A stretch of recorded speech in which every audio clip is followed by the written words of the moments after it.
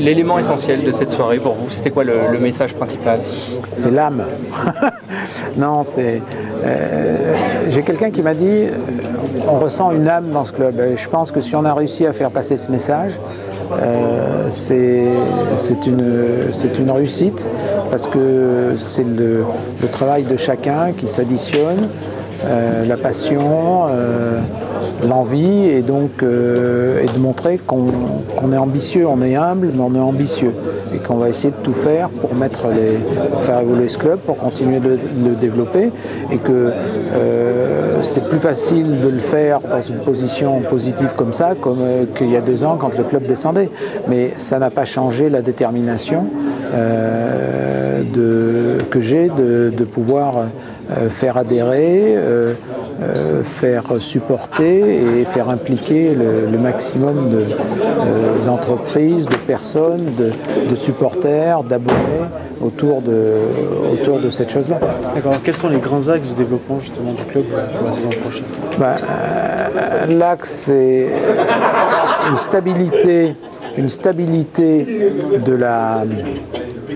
l'équipe, avec une partie de renouvellement, hein, c'est normal, c'est toujours d'essayer d'être le plus performant possible.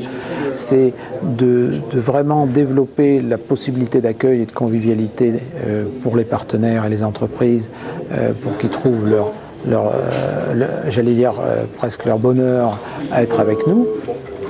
Et ensuite, c'est vraiment de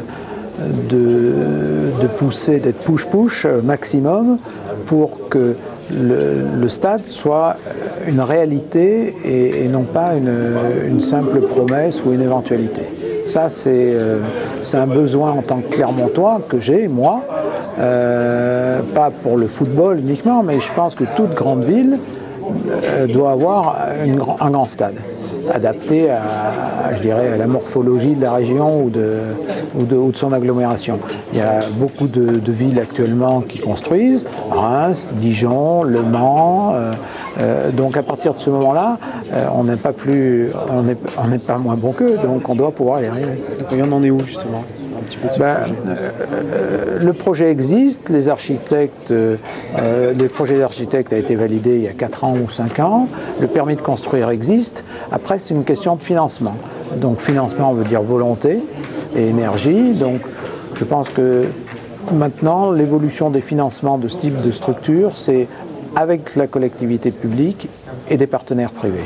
Il y a des partenaires privés intéressés, la collectivité publique, donc l'agglo, Clermont Communauté et le maire de Clermont, qui présente Clermont-Co, ont une vraie volonté. Ils sont, je crois, 18 maires à Clermont Communauté, donc ils vont, je pense, essayer de se mettre d'accord. Et puis peut-être que le sport peut être aussi des notions d'unanimité. Ce qui a été fait notamment pour le Stade du Mans, c'est à l'unanimité, avec des collectivités publiques de couleurs différentes. Donc il y a des exemples, il faut essayer de... Mais moi je crois que cette volonté existe. Vous savez, des fois il faut pousser un peu plus pour faire sortir de chacun de nous, être un peu plus aventureux. Bon, donc nous, ça ne nous gêne pas d'être un peu l'aiguillon du sujet. Alors là, les supporters voient le classement cette année, ils vont espérer encore mieux l'année prochaine. Comment on peut faire mieux? Est-ce qu'on peut espérer voir des joueurs avec plus d'expérience, un peu chevronnés? Comment ça peut se passer pour faire évoluer les choses? Moi, je suis pour la jeunesse et pas pour les joueurs chevronnés. Voilà, je veux dire, je pense qu'il y a eu une époque où il y a eu beaucoup de joueurs, du moins professionnels de haut niveau sur leur tour. Non, c'est pas ça. Ce qui plaît aujourd'hui, c'est la jeunesse, ça va vite, c'est spectaculaire, c'est engagé.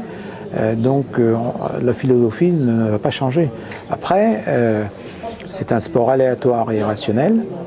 Donc il faudra là on est dans les beaux moments, il y aura certainement des mauvais, il faudra savoir les passer aussi, mais il ne faudra pas renier ce pourquoi et sur quoi on est parti. Je veux dire, il faut être conscient de ces éléments-là et de cette notion un peu éphémère des choses. Donc dans la vie, il y a du positif, du négatif. Bon, alors aujourd'hui on est dans le positif, après on peut être dans le négatif. L'important c'est d'avoir la lucidité dans l'euphorie pour pas se casser la gueule et dans le cauchemar pour se refaire. Hein. Donc après on choisit. Hein. Le budget du club est suffisant selon vous pour atteindre tous les objectifs qui ont été énoncés ce soir, parce qu'il y a quand même... Alors, je vais vous répondre avec une question. Est-ce qu'au début de la saison, le budget du club était suffisant pour être 5e? Je pense que l'argent est un élément, mais c'est pas ce qui... c'est l'âme qui compte. On en parlait au départ, c'est ce que les gens font d'eux-mêmes et ce qu'ils veulent en faire. L'argent est un élément, mais c'est pas... je peux vous citer d'énormes clubs qui ont eu beaucoup de moyens. Vous prenez le PSG, vous prenez Lens, vous prenez Guingamp qui est en Ligue 2, tout un tas de clubs qui ont beaucoup de moyens et ils sont où? Donc ils sont dans la difficulté. Donc c'est pas une garantie. Alors c'est pas une négation, mais c'est pas une garantie. Ok. D'accord. L'objectif, un petit peu, même si on a un petit peu parlé, l'objectif du club sportivement pour la saison prochaine, qu'est-ce qu'on attend un petit peu de l'équipe? Écoutez, l'objectif, il y a 2 ans, c'était d'être dans les 30 premiers clubs français, dans les 3 ans. Donc on va essayer d'être dans les 30 premiers clubs français l'année prochaine. D'accord. Qu'est-ce que vous craignez le plus pour la saison prochaine?